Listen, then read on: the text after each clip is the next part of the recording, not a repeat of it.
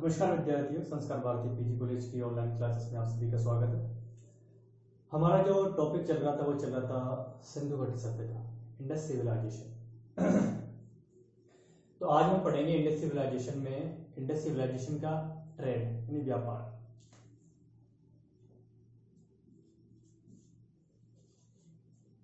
सिंधु घाटी सभ्यता का व्यापार। व्यापार का मतलब समझिए आप कि क्रय विक्रय, टैक्स, वस्तुओं का आयात निर्यात व्यापार कहलाता है। ये आज की बात नहीं है, ये जब से सृष्टि मतलब कि भारत में सिविलाइजेशन बसी है, या फिर यूँ कहें कि दुनिया में जितनी भी सिविलाइजेशन बसी है उस समय क्या है कि आंतरिक और बाह्य रूप से व्यापार होता था। क्योंकि कोई भी चीज जो चाहे आज देख लो, चाहे इतिहास में देख लो, या फिर आप फ्यूचर में भी देखोगे, तो किसी भी चीज का एक जगह पर पूरी प्रॉपर मिलना मुश्किल है। कोई भी संसाधन एक जगह पर प्रॉपर तरीके से नहीं मिलता, इतना नहीं मिलता कि वहां की जनसंख्या के लिए वो खपत हो जाए। तो बाकी जो चीजें होती हैं जिसकी नीड है वो बाहर से इंपोर्ट की जाती है, और जिस चीज की दूसरे देशों को नीड है वो यहाँ से एक्सपोर्ट की जाती है। तो उसी प्रकार से सिंधु घाटी सभ्यता है, इसकी जो प्रमुख विशेषता है वो थी व्यापार। अगर मैं पूछे कि आपसे सिंधु घाटी सभ्यता की प्रमुख विशेषता क्या है, तो ये थी व्यापारिक सभ्यता थी। कौन सी व्यापारिक सभ्यता?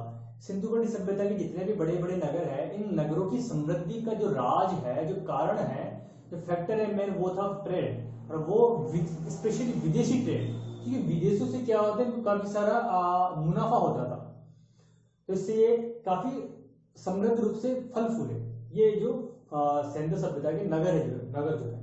अब देखो सिंधु घाटी सभ्यता में जो व्यापार होता था, या फिर स्पेशली मैंने यहाँ पे मेंशन किया है, वो आयात वाले चीजें मेंशन की है कि सिंधु वासी कहाँ कहाँ से कौन कौन सी चीजें मंगवाते थे, यानी कि इंपोर्ट करते थे, आयात करते थे। मैंने यहाँ एक तरफ वस्तु लिखी है, कौन जिस वस्तु को वो मंगवाते थे, और दूसरी तरफ मैंने स्थल लिखा है क्योंकि वो वस्तु जो सिंधुवासी मंगवाते थे वो कौन सी स्थल पर पाई जाती है, कहां से मंगवाते थे। ठीक है, तो इसमें देखते हैं। देखो आप देखो सिंधु सभ्यता में चांदी के अवशेष हमें मिले हैं, चांदी के जेवर मिले हैं। एक जगह है कुणाल हरियाणा में, वहां से चांदी के उपकरण मिले हैं। सीमित मात्रा मिले, इतनी ज्यादा नहीं मिले, लेकिन मिले हैं।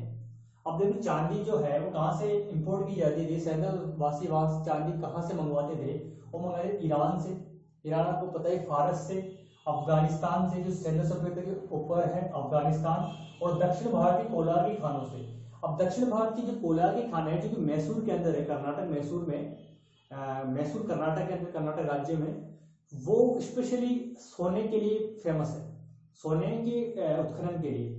लेकिन क्या है कि कोई भी धातु शुद्ध रूप में कहीं भी उत्खनित नहीं की जाती, बल्कि उसमें कहीं धातु का मिश्रण होता है। तो उसमें क्या है, कोलार की खानों में जो सोना है वो चांदी भी उसमें मिक्सअप आती है। तो वहीं से वो क्या करते थे, वो चांदी और सोने को अलग करके यहाँ से चांदी भी इंपोर्ट करते थे। वो सोना तो करते थे, वो साथ में चांदी भी करते थे, क्योंकि जो लोथल है वहां से जो चांदी मिली है वो उसी प्रकार की चांदी है जैसे कि कोलार के खानों में चांदी पाई जाती है। इसलिए से जो पुरातत्वविद है, आर्कियोलॉजिस्ट, उनका यह अनुमान है कि जो सिंधुवासी जो थे, स्पेशली लोथल गुजरात वाला दक्षिण भारत के जो दक्षिणी स्थल है, दक्षिण भारत के दक्षिणी स्थल, सिंधु सभ्यता के दक्षिणी स्थल जो है, दक्षिणी नगर जो है, वो स्पेशली कोलार की खानों से चांदी इंपोर्ट करते थे। ठीक है। दूसरी टिन। टिन क्या चीज है? मैंने पहले बताया कि ये कांस्य युगीन सभ्यता थी। तो कांसा कब बनता है? जब तांबे में हम टिन मिला देते हैं तो वो कांसा बन जाती है। तो टिन जो है वो ईरान से ये मंगवाते थे। ईरान के अलावा हरियाणा की जगह तोसाम, यहाँ से ये इंपोर्ट करते थे। हरियाणा में यहाँ से चांदी निकलती, यहाँ पे टिन निकलता था। ठीक है, यहाँ से मंगवाते थे। सोना, सोने के हमें आभूषण मिले, सोने के अवशेष मिले हैं, को बहुत सारी चीजें मिली है सोने की हमें सिंधु सभ्यता से। तो सोना कहाँ से मंगवाते थे? कोलार, वही कोलार के खाने से, जहाँ पर स्पेशली सोने के लिए फेमस है, आज भी फेमस है। और इसके अलावा सिंधु नदी की बालू का राशि से, यानी कि सिंधु नदी की जो नदी है, जो बालू जो रेत जम जाती है उसको छान कर, वहां से छान कर सोना निकाला जाता था। इसके जो प्रमाण हैं, इसके बारे में ये कहा जाता है, ये प्रमाण मिलते हैं हमें, जो हकमनी साम्राज्य था उसको यहाँ के लोग बुरादा जैसे कि चूर्ण के रूप में सोना दिया करते थे, टैक्स के रूप में।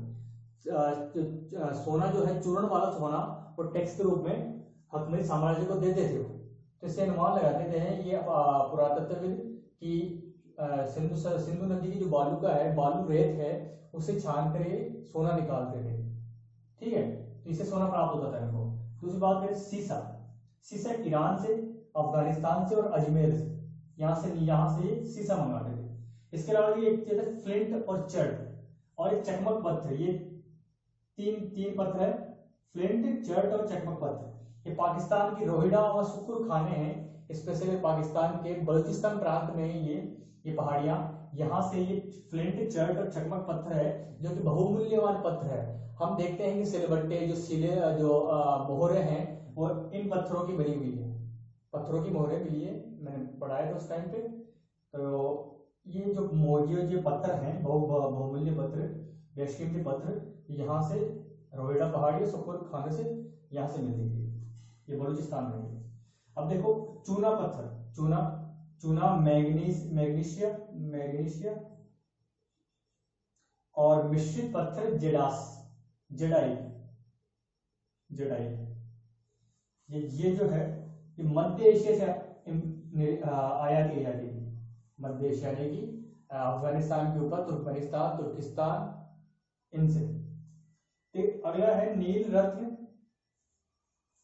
लाजवर्द मणि और जिसे वेदरयू भी कहते हैं। इनकी बंदक्षा अफगानिस्तान, बंदक्षा वही जहां अपन जब आप सेकेंड ईयर में आओगे तब इसके बारे में पढ़ोगे, मुगल और बाबर पढ़ोगे, तब बंदक्षा अपने को देखने को मिलेगा। वही अफगानिस्तान के अंदर है।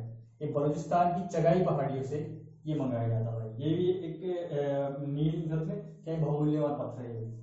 जस्ते की बात की जाए, जस्ता तुर्कमेनिस्तान मध्य एशिया के अंदर है, यहाँ से इंपोर्ट किया जाता था। सेल खड़ी आपको इसलिए याद रखना है सेल खड़ी, क्योंकि अधिकतर जो मोहरे हैं वो सेल खड़ी पत्थर की है।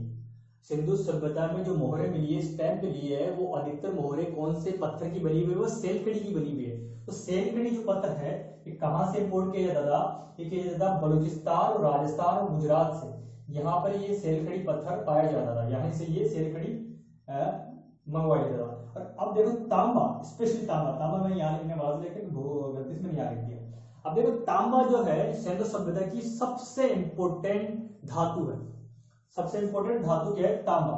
क्योंकि जो सिंधु सभ्यता है वो कौन सी सभ्यता है? कांस्य युगीन सभ्यता। कांस्य युगीन सभ्यता। और कांसा किससे बनता है? तांबा से। तांबे में टिन मिला दो वो कांसा बन जाएगा। क्योंकि अधिकतर जो वस्तुएं हैं सिंधु सभ्यता से, जो सैंदव स्थलों से में अधिकतर जो उपकरण है या फिर कहें कि अवशेष जो वस्तुएं मिली है वो कौन सी धातु की मिली है?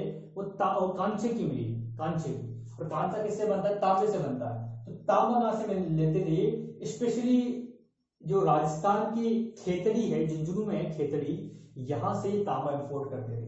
तो यहां से ये उस टाइम भी तांबा निकालते थे। और आज आधुनिक टाइम में भी देखे तो आज भी वहां पर काफी मात्रा में तांबा निकाला जाता है खेतड़ी से। तो उस टाइम पे भी ये क्या खेतड़ी से तांबा निकालते थे। अब ये क्वेश्चन दिमाग में उठता है कि उस टाइम पे भी तांबा निकालते थे और आज भी तांबा निकालते थे, तो कैसे पता चला कि यहाँ सिक्के यहीं से तांबा निकालते थे? ऐसे कोई तो हमें लिखित एविडेंस तो मिले नहीं है। लिखित एविडेंस मिले हैं लेकिन उसे पढ़ा नहीं किया है। तो देखो कि क्या है कि जो सिंधु सभ्यता का जो तांबा है और जो खेतड़ी का तांबा है उसमें काफी सिमिलरिटीज है। एकदम वैसा का वैसा ही है। जैसे सिंधु सभ्यता की तांबे के उपकरण है, उसमें जो तांबे की जो मात्रा है, तांबे का जो गुण है, तांबे के जो गुण है वो खेतड़ी में पाए जाने वाले तांबे के गुण से बरोबर मैच करता है। तो पुरातत्वविद ये अनुमान लगाते हैं कि ये तांबा यहीं से इंपोर्ट करते थे। और एक इंपोर्टेंट जो फैक्टर है खेतड़ी से तांबा इंपोर्ट करने का, वो ये है कि यहीं पर एक जो ताम्र युगीन सभ्यता जो है जिसे हम गणेश्वर सभ्यता के नाम से भी जानते हैं, वो यहीं पर है, सीकर जिले के नीम का थाना, और नीम के थाने के पास में पड़ता है खेतड़ी। तो वहां पर क्या है कि गणेश्वर में तांबे के काफी सारे उपकरण खोजे गए हैं, काफी सारे तांबे के उपकरण वहां पर काफी मात्रा में खोजे गए हैं, और वो तांबा खेतड़ी से आता था। ठीक है, तो वो जो इन सबको देखते हुए ये पुरातत्वविदों ने ये बताया कि ये जो तांबा है ये यहीं से निकाला जाता था, खेतड़ी से, क्योंकि एक तो ग्रामीण सभ्यता है, क्या बोलते हैं, ताम्र संचय, ताम्र युगीन सभ्यता गणेश्वर, जो कि उसकी समकालीन सिंधु घाटी सभ्यता की ग्रामीण सभ्यता, सैंडल सभ्यता, सैंडल स्थल नहीं है वो ताम्र पाषाणी सभ्यता है, ताम्र संचय सभ्यता के अंदर आता है। कौन? गणेश्वर। तो गणेश्वर यहीं पे, और यहीं से क्या है कि ये इंपोर्ट कर देता तांबा, यहाँ पर लोग रहते थे, यहीं से खदानों से खोदकर इंपोर्ट कर देते थे। ये राजस्थान, ये जो है सैंडल सभ्यता के जितने भी स्थल है उनमें ये तांबा जाता था, यहीं से जाता था। इसके अलावा और कौन स्रोत हैं? इसके अलावा बलूचिस्तान में है, ओमान क्या है, ये अरब की खाड़ी में, ओमान इंपोर्ट करते थे। इसके अलावा शिलाजीत जो कि काफी एनर्जीफुल क्या बोलते हैं, एक औषधि है, जो कि जिसे कि पहाड़ का पसीना कहा जाता है, वो हिमालय क्षेत्र से, हिमालय पर्वतों से निकाला जाता था। यहाँ से ये लोग निकाल कर लाते थे, या फिर यहाँ से इंपोर्ट करते थे एक तरीके से।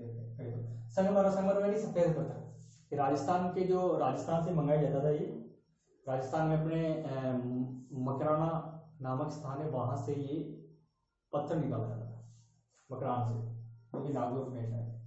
यहाँ से ये संगमरमर के पत्थर निकाले। संगमरमर का पत्थर मिला कहाँ से? संगमरमर का जो पत्थर है ये काफी कुछ जगहों से मिले हैं, जिसमें से धूलागढ़ इंपोर्टेंट है, धूलागढ़।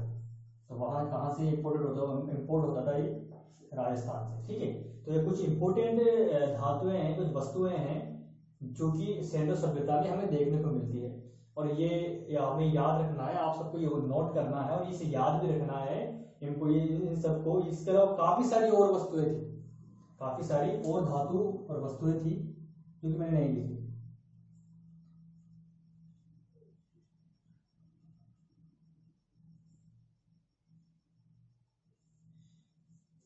अननेसेसरी थी वो, तो ये इंपोर्टेंट लिख दिए, इन सबको आप उतारो, इन सबको आपको क्या करना है? याद भी करना है, ये इंपोर्टेंट है। इसके बाद फिर मैं जब आपको पढ़ाऊंगा एंड के अंदर सिंधु सभ्यता के लोग कौन कौन चीजें एक्सपोर्ट करते थे, वो अलग से चार्ट बनाकर वो बता दूंगी, इसे नोट कर लो।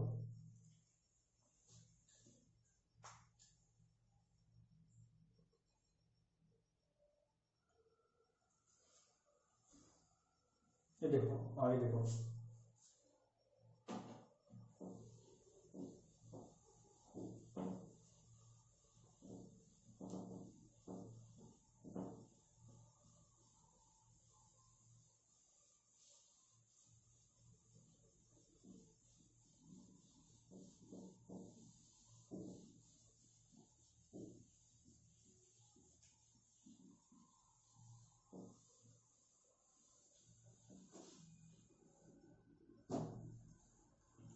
देखो इतना याद रखना कि सैंडो सभ्यता का जो व्यापार था वो न केवल आंतरिक रूप से समृद्ध था, बल्कि विदेशों में भी उसका व्यापार होता था, यानी बाह्य व्यापार भी अच्छी स्थिति में था, और बहुत ही अच्छी स्थिति में था। वो सबसे बढ़िया जो स्थिति थी वो बाह्य व्यापार की थी, यानी कि विदेशों के साथ उसके व्यापारिक संबंध थे। और ये देखना व्यापार में कि जो बड़े नगर हैं,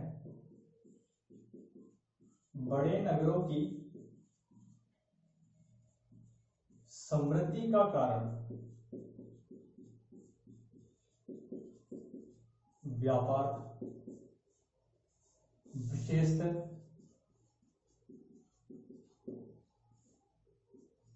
विदेशी व्यापार। कौन सा व्यापार? विदेशी व्यापार।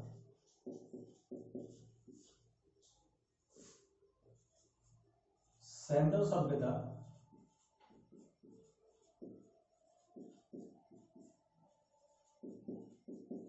व्यापार प्रधान सभ्यता है।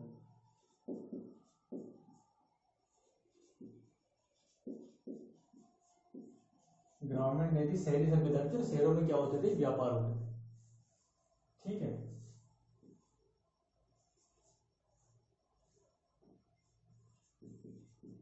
व्यापार आंतरिक व विदेशी दोनों प्रकार से किए जाते थे, दोनों प्रकार से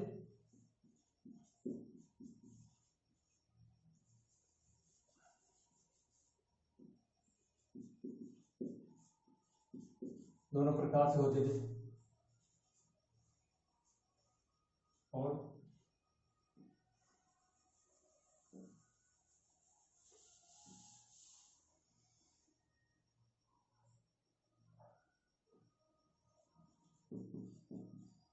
व्यापार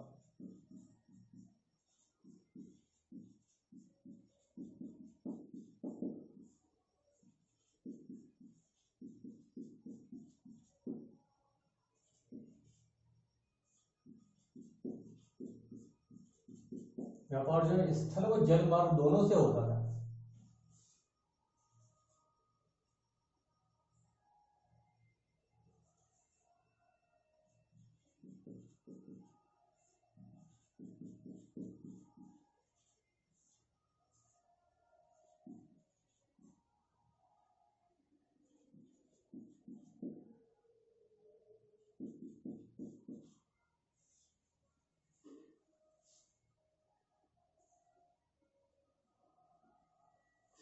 व्यापार जो है वो सुसंगठित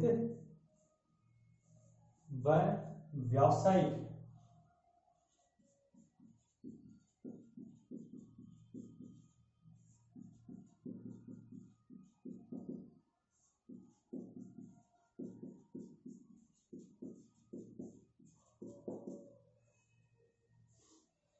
व्यापार वाणिज्य है जो क्या है कि सुसंगठित था, और व्यावसायिक संगठनों द्वारा, यानी कि निश्चित श्रेणियां होती थी जिसके माध्यम से क्या होता था, व्यापार किया जाता था। वो मैं आगे डिटेल में पढ़ाऊंगा कि किस तरीके से वो संगठित संगठन द्वारा होता था।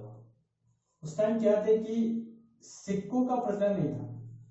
अब व्यापार करेंगे तो मुद्रा मुद्रा नहीं थी उस टाइम पर, याद है, सिक्कों का प्रचलन नहीं था। अब सिक्कों का प्रचलन नहीं था तो क्या था,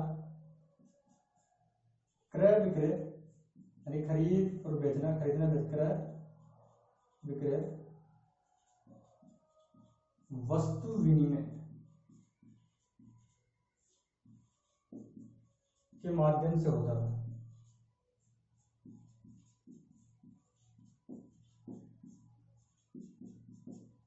यानी वस्तु के बदले वस्तु, एक जगह वस्तु जाएगी दूसरी जगह उस वस्तु का मूल्य चुकाया जाएगा किसी वस्तु के रूप में। क्योंकि उस टाइम, क्योंकि हमें सैंडो सभ्यता के किसी भी स्तर से कोई भी कॉइन्स यानी कोई भी सिक्के प्राप्त नहीं हुए, तो इससे अंदाजा यही लगाया जाता है कि उस टाइम पर जो है वस्तु विनिमय रहा होगा, व्यापार का माध्यम, क्रय विक्रय का माध्यम।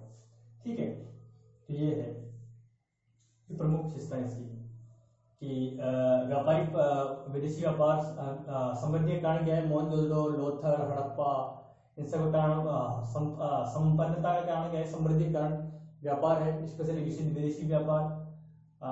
व्यापारिक प्रधान सभ्यता ये आंतरिक और दोनों व्यापार, आंतरिक और बाह्य, यानी कि देश के अंदर अंदरूनी भागों में और देश के बाहर के क्षेत्रों में व्यापार होता था। व्यापार स्थल और जल मार्ग दोनों से होता था। व्यापार वाणिज्य सुसंगठित है, व्यवसाय संगठनों के द्वारा संपन्न होता था। सिक्के इस टाइम थे नहीं, तो वस्तु विनिमय के माध्यम से क्या होगा, व्यापार होगा। और देखो उस टाइम क्या था कि सैंडो सभ्यता में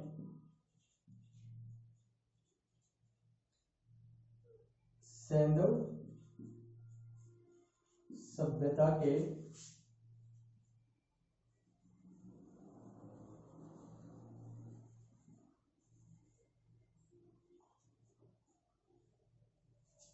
सैंडो सभ्यता में कई तरह के कच्चे माल वह संसाधनों का, वह प्राकृतिक संसाधनों का, वह प्राकृतिक संसाधनों का अभाव था। तो कच्चे और प्राकृतिक संसाधनों का अभाव किससे दूर किया जाता? जिसकी पूर्ति के लिए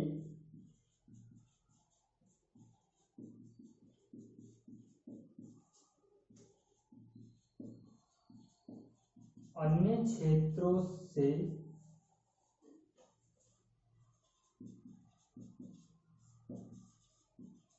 आयात किया जाता था, आयात यानी कि इंपोर्ट किया जाता था। ठीक है, तो सर्वाधिक व्यापार जो है, सर्वाधिक आयात व्यापार में कौन सी आयात, सर्वाधिक आयात धातु व बहुमूल्य पत्थरों का किया जाता था। अभी मैंने चार्ट बताया मैंने, उसमें बताया था कि कौन कौन सी धातु है जो कहाँ से इंपोर्ट की जाती थी और कौन कौन से पत्थर है कहाँ से इंपोर्ट की जाती थी। ये मैं पढ़ा चुका हूँ, अभी थोड़ी देर पहले बताया था मैंने चार्ट के माध्यम से। तो क्या है कि यहाँ पर प्राकृतिक रूप से कच्चे माल और कुछ संसाधन थे जो कि मिल नहीं रहे थे, अवेलेबल नहीं थे, उनको बाहर से क्या किया जाता, इंपोर्ट किया जाता था। ठीक है, तो ये विशेषता थी इसकी। और देखो जो बात की जाए अब परिवहन की, जो परिवहन की बात की जाए,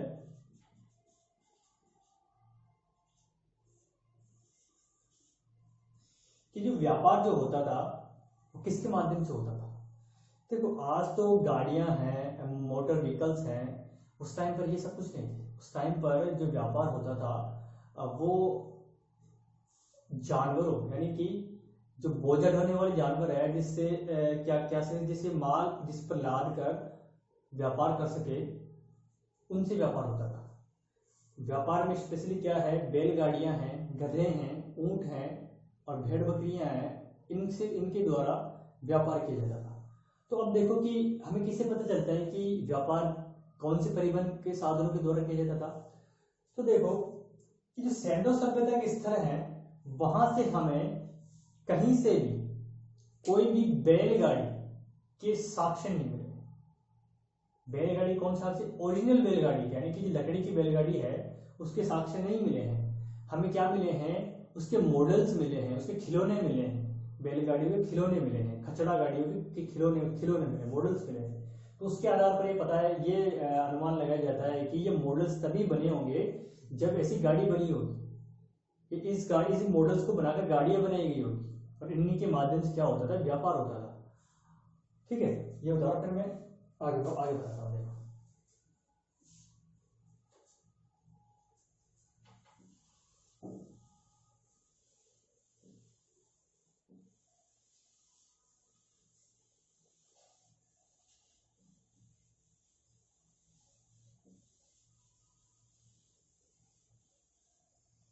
बात की जाए परिवहन की, अब व्यापार तो हो रहा है, तो व्यापार में परिवहन जरूरी है।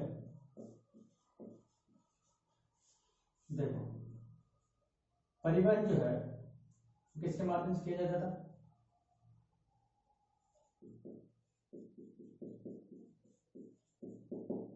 बैलगाड़ियों के द्वारा, बैलगाड़ियों के द्वारा। अब देखो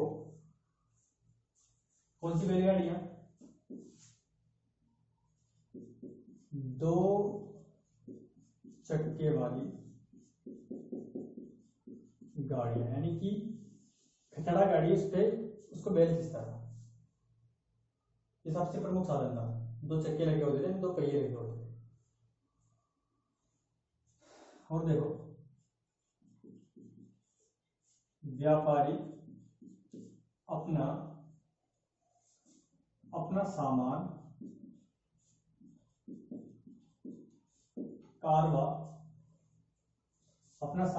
कारवा में बैल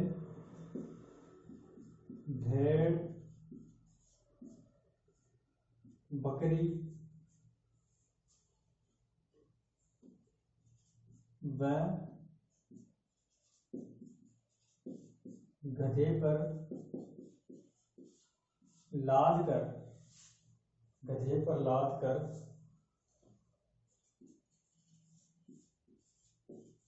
लंबी दूरी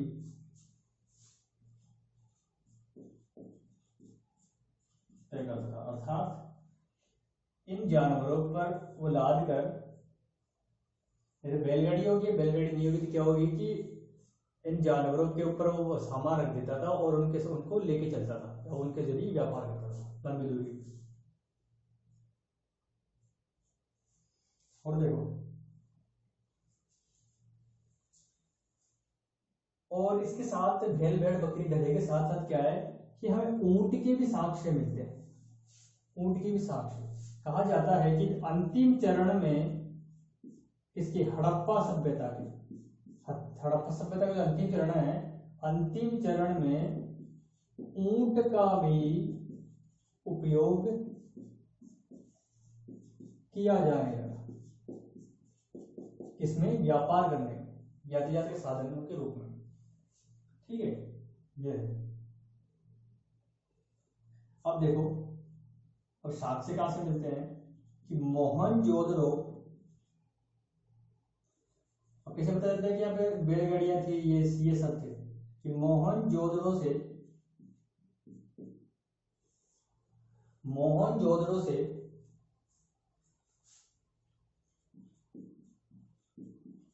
प्राप्त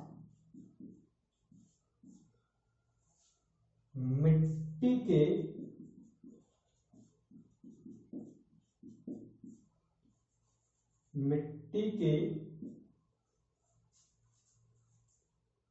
खिलौनों में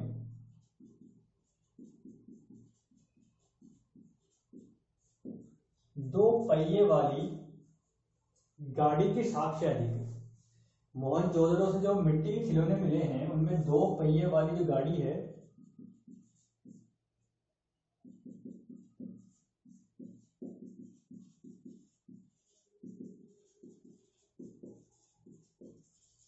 वहां से ये साक्ष्य प्राप्त हुए, दो पहिए वाली गाड़ी कहां से? मोहनजोदड़ो से। तो इस गाड़ी का मिलना, मतलब खिलौने का मिलना का कैसे पॉसिबल है? जब कोई गाड़ी बनी होगी तभी तो पॉसिबल है। तो इसका उपयोग किस में किया जाता था? व्यापार करने में किया जाता था। देखो, यहीं से क्या मिला है? कांस्य की बनी एक गाड़ी भी मिली है। कहीं से? कहां से? मोहनजोदड़ो से। कांस्य की बनी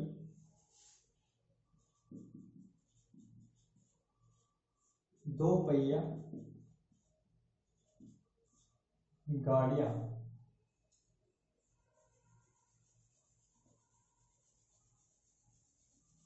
दो पहिया वाली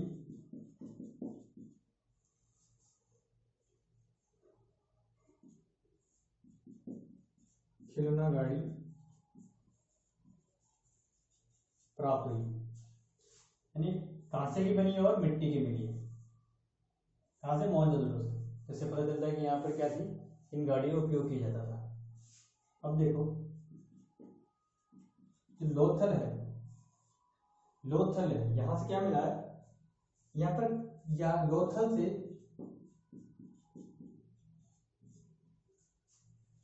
मिट्टी की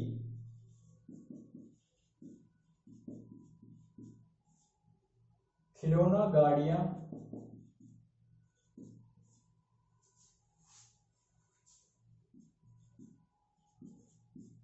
मिली है, साथ में एक पहिया भी मिला है।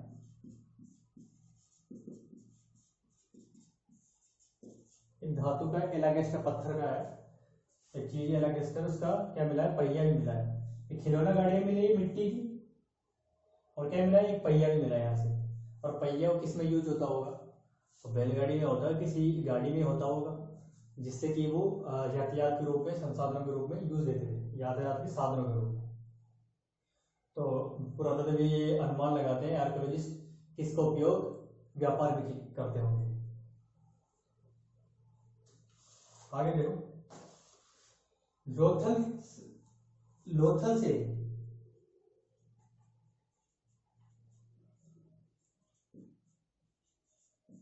लोथल से ही एक मृदभांड पर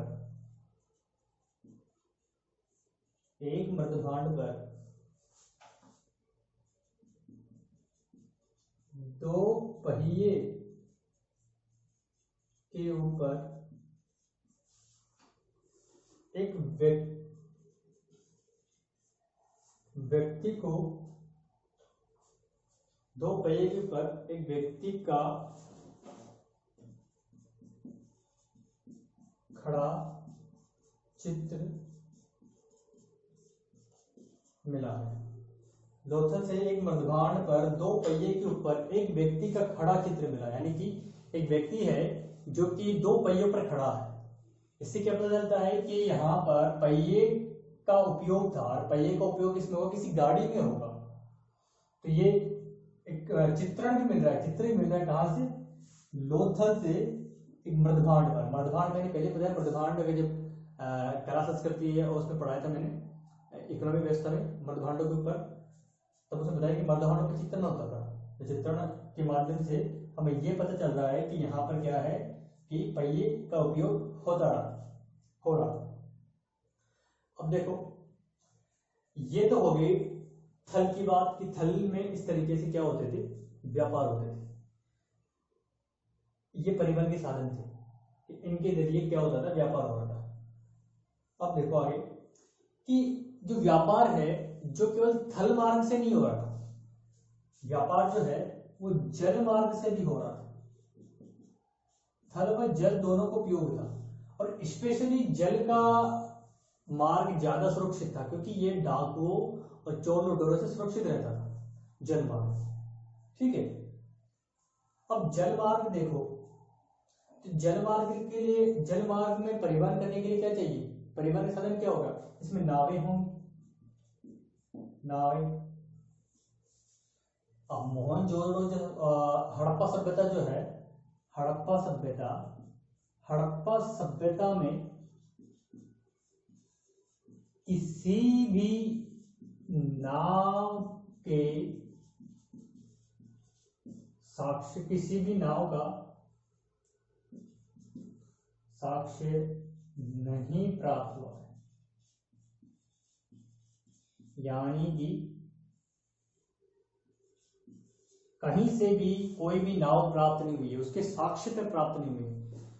अनुमान ये लगाते हैं कि लकड़ी की बने होने के कारण वो इतने दिनों तक सुरक्षित नहीं रह पाई, कि लकड़ी जल्दी नष्ट हो जाती है, तो उसका इतने लंबे समय तक, आज के टाइम तक बने रहना पॉसिबल नहीं है। लेकिन हमें नाव के बारे में कैसे पता चलता है कि यहाँ पे नाव से व्यापार होता था? क्योंकि नाव के अवशेष ना मिले हो, लेकिन नाव के बारे में जानकारी जरूर मिलती है हमें। वो जानकारी मिलती है यहाँ से प्राप्त मोहरों से, यहाँ से प्राप्त मॉडल से, जो कि लोथल में हमें 5 मॉडल देखने को मिलेंगे।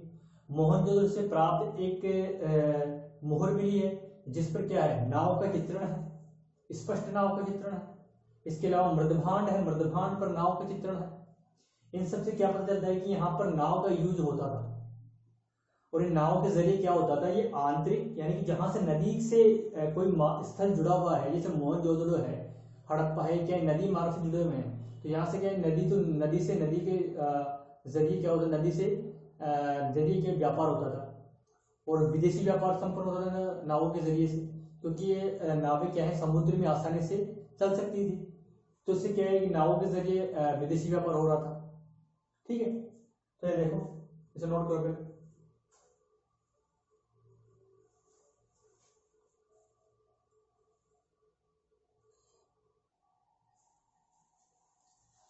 ये देखो, आगे देखो,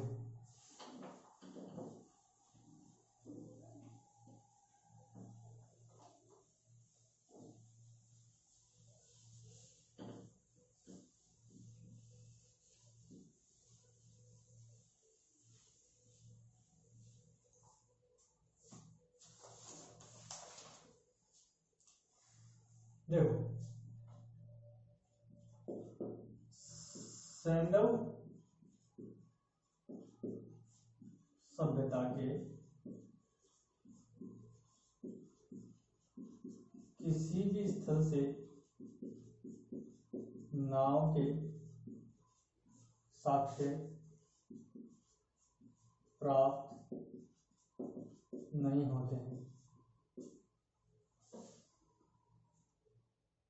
पहला तो ये कि नाव के बारे में पढ़ने पर क्या जल परिवहन के बारे में, तो जल परिवहन किससे संबंध होगा? नाव से, नाव और जहाज से। लेकिन क्या है, अब क्यों नहीं प्राप्त होते? क्योंकि लकड़ी का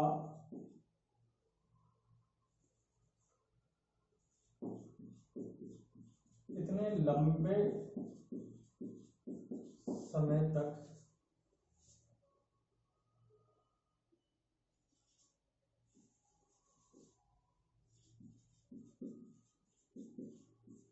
सुरक्षित रहना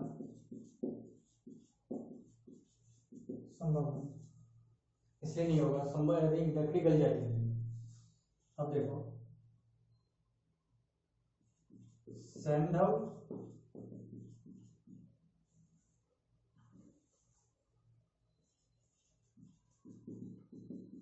से नाव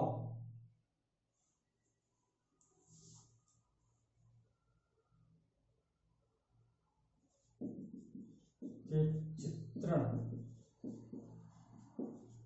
प्राप्त होते हैं। कैसे प्राप्त होते? चित्रण नाव के चित्रण प्राप्त होते हैं। कहाँ से प्राप्त होते? देखो, एक जगह मोहनजोदड़ो, मोहनजोदड़ो से प्राप्त एक मोहर पर नाव का चित्रण है। ठीक है, यहीं से क्या है, यहीं से क्या है, एक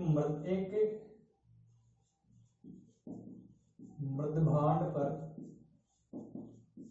नाव का चित्रण है। मृदभांड पर यानी कि मिट्टी के बर्तन है, उस पर भी क्या है, नाव का चित्रण है। ये आपको याद हो।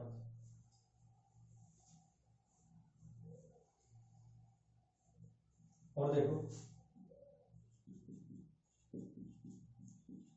लोथल से नावों के 5 मॉडल प्राप्त हुए। लोथल से नावों के 5 मॉडल प्राप्त हुए, यानी मॉडल यानी कि एक तरीके से खिलौने टाइप प्राप्त हुए हैं। यानी कि इन मॉडल्स को पहले बनाया गया होगा, फिर बाद में उस मॉडल्स को मॉडल का क्या किया होगा, नाव का रूप दिया होगा। मतलब उस प्रकार से नाव बनाई गई होगी। और वो नाव किसकी होती है? लकड़ी की होती है। और लकड़ी में जो देवदार की लकड़ी है, सागवान की लकड़ी है, इनकी होती है। हल्की हल्की लकड़ी की हुआ करती थी और हल्की और मजबूत लकड़ी की। और कहा जाता है कि ये लोथल में जो नावें मिली है, ये जो नावें हैं सुमेरियन नावे से मिलती है। सुमेरियन नावों से मेल खाती है, यानी सुमेरियन पद्धति की नावें हैं। इससे अनुमान लगाया जाता है कि सुमेरिया के जो लोग, सुमेरियन सभ्यता के लोग जो थे, उनके उनसे इन्होंने नाव बनाना सीखा होगा, या फिर उनके जैसी नाव बनाई होगी इन्होंने, जैसे वो वहां से इसी के आए होंगे, उन जैसी उसकी प्रतिकृति बनाई होगी इन लोगों ने। ये सैंडव सभ्यता वालों ने। तो ये जल परिवहन था। अब देखो, कुछ राजमार्ग थे उस टाइम के, जिनके जरिए क्या होता था, व्यापार होता था। जल मार्ग भी थे और राजमार्ग भी थे। पहले मैं राजमार्गों के बारे में बताऊंगा, जल मार्गों के बारे में आपको एंड में बताऊंगा। देखो, इसे नोट कर लो पहले, यही लिख देता हूं। देखो,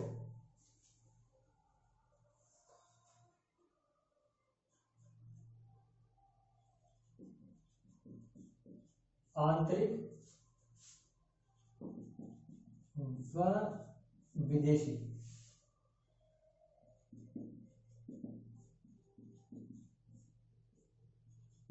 दोनों प्रकार के व्यापार मार्ग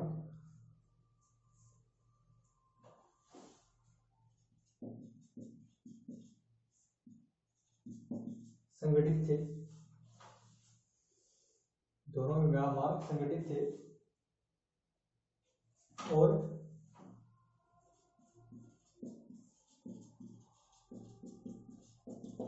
हड़प्पा सभ्यता में प्रचलित, यानी हड़प्पा सभ्यता में जो प्रचलित थे, प्रचलित 7 मार्गों को चिन्हित किया गया। एक पुरातत्व विधि है लाहिड़ी, प्रोफेसर लाहिड़ी, उनके द्वारा ही चिन्हित किया गया। अब देखो कौन कौन से मार्ग है। पहला मार्ग देखो, पहला मार्ग है सिंध व दक्षिण, क्या बता रहा हूं मैं, 7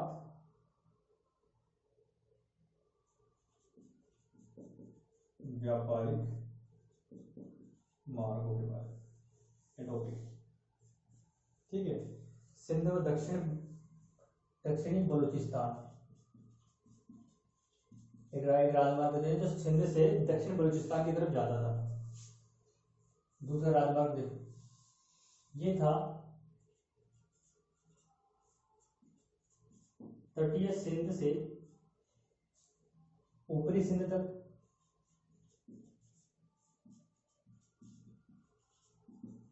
ऊपरी सिंध तक, और ऊपरी सिंध से मध्य सिंध घाटी तक। सिंध घाटी, सिंधु घाटी में सिंध घाटी यानी सिंधवाड़ प्रदेश जो है वो। और तीसरा देखो, ये है सिंधु मैदान से, सिंधु मैदान में राजस्थान वाला एरिया जो है वहां पे। चौथा राजमार्ग जो है यह आएगा सिंध में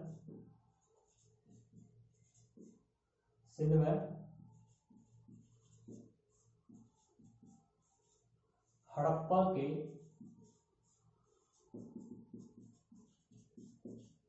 उत्तर में स्थित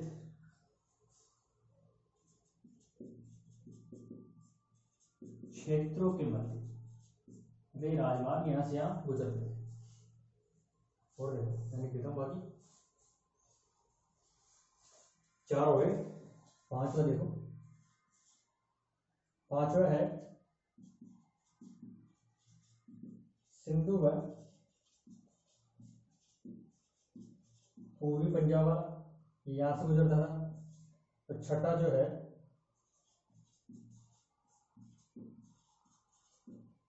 पूर्वी पंजाब है राजस्थान, और जो आखिरी जो है वो है सिंध व गुजरात वाला। ये तो 7 राजमार्ग बताए गए हैं उस टाइम के सिंधु सभ्यता के व्यापारिक राजमार्ग। पहला है सिंध से दक्षिणी बलूचिस्तान की तरफ जाता था, मैप में बताऊंगा बाद में।